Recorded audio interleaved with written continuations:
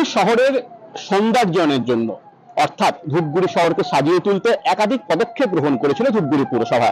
তার মধ্যে অন্যতম ছিল যে শহরের বিভিন্ন এলাকায় মনীষীদের মূর্তি স্থাপন।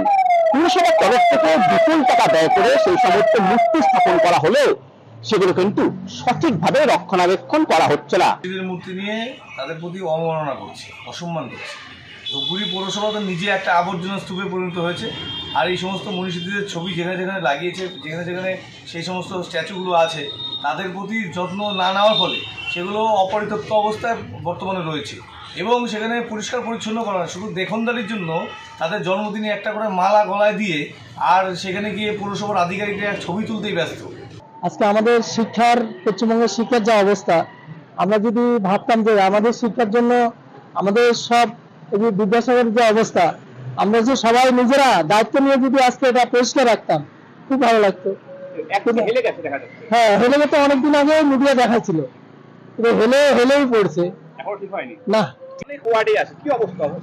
এই মূর্তিগুলো যখন বসা ছিল তখন খুব ভালো ছিল, তারপরে এই আস্তে অবহেলা, কেউ দেখাশোনা করে না, পৌরসভা ঠিক মতো গুরুত্ব দেয় না। তো আমার মনে হয় যে সব পৌরসভা যদি এই ব্যাপারে একটু গুরুত্ব দিয়ে দেখি, মূর্তিগুলোকে একটু রক্ষণাবেক্ষণের ব্যাপারগুলো, এটা এই বিদ্যাসাগর মূর্তি হেলে গেছে একপাশে।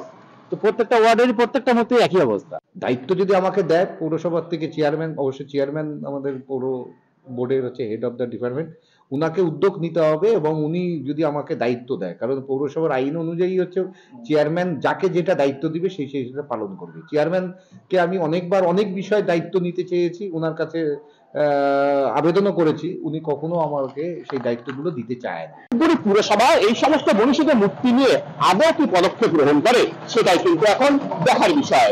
আমার শহর ধূপগুড়ি থেকে কৌস্তব ভৌমিক, কলকাতা টিভি।